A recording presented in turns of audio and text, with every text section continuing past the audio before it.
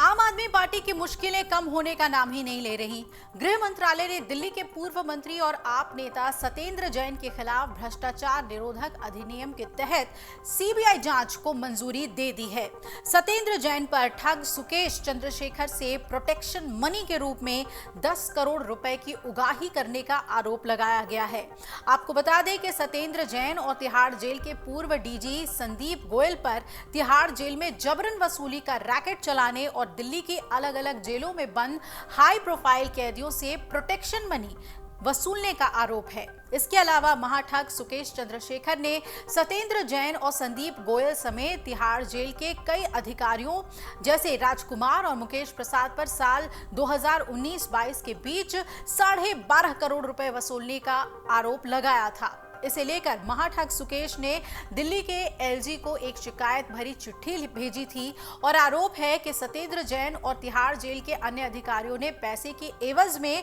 अपने सरकारी पद का दुरुपयोग करते हुए जेल में बंद कैदियों को जेल मैनुअल के खिलाफ कई सुविधाएं मुहैया कराई थी। अब आपको बता दें कि मनी लॉन्ड्रिंग के केस में तिहाड़ जेल में बंद दिल्ली के पूर्व मंत्री सत्येंद्र जैन को तत्कालीन जेल अधिकारियों ने न सिर्फ जेल में वीआईपी ट्रीटमेंट दी बल्कि अन्य कैदियों से मसाज तक मुहैया करवाई गई थी। दरअसल गृह मंत्रालय से इस मामले में फरवरी में दिल्ली के उपराज्यपाल वीके सक्सेना ने सत्येंद्र जैन के खिलाफ सीबीआई जांच की सिफारिश की थी और सीबीआई ने पिछले साल नवंबर में उपराज्यपाल को एक चिट्ठी लिखकर आरोप लगाया था कि सत्येंद्र जैन तिहाड़ जेल से एक हाई प्रोफाइल जबरन वसूली रैकेट चला रहे हैं। अब सीबीआई ने बताया कि जैन ने महाठग सुकेश से बतौर प्रोटेक्शन मनी 10 करोड़ रुपए मांगी थी। वहीं सुकेश ने आरोप लगाया है कि साल 2018 से 2021 के बीच सत्येंद्र जैन ने उससे या तो खुद या अपने सहयोगियों के जरिए धन की उगाही की।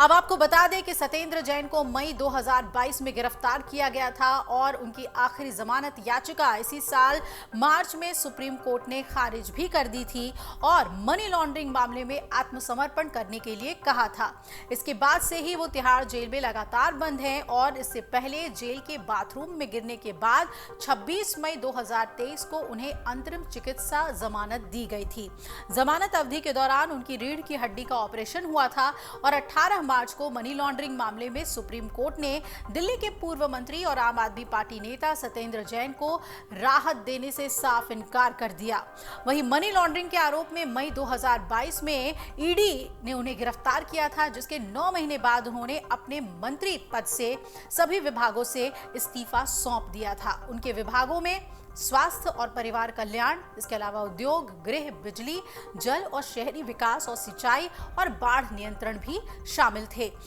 आपको बता दें कि ब्लैक मनी ट्रेल में संलिप्तता की वजह से वो मई 2022 से ही हिरासत में हैं, जेल में हैं और दिल्ली में स्वास्थ्य मंत्री के तौर पर 3 कार्यकाल तक उन्होंने काम किया और अपने पहले कार्यकाल में उन्होंने 28 दिसंबर 2013 से 14 फरवरी 2014 तक स्वास्थ्य और परिवार कल्याण, गुरुद्वारा, चुनाव और उद्योग मंत्री के तौर पर काम किया था और अपने दूसरे कार्यकाल में स्वास्थ्य और परिवार कल्याण, उद्योग, गृह, पीडब्ल्यूडी, बिजली, जल परिवहन मंत्री के तौर पे भी काम किया। अब पिछली आप सरकारों ने 14 फरवरी से 13 फरवरी 2020 तक शहरी विकास और सिंचाई और बाढ़ नियंत्रण, चिकित्सा आधार पर उनकी जमानत 10 महीने के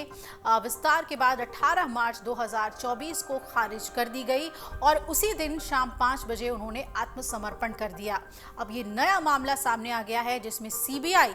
की नकेल उनके ऊपर कसेगी। अगर आप ये वीडियो YouTube पर देख रहे हैं तो हमारे चैनल को सब्सक्राइब करें और बेल आइकन को दबाना ना भूलें। अगर आप Facebook पर ये वीडियो देख रहे हैं तो हमारे पेज को लाइक करें।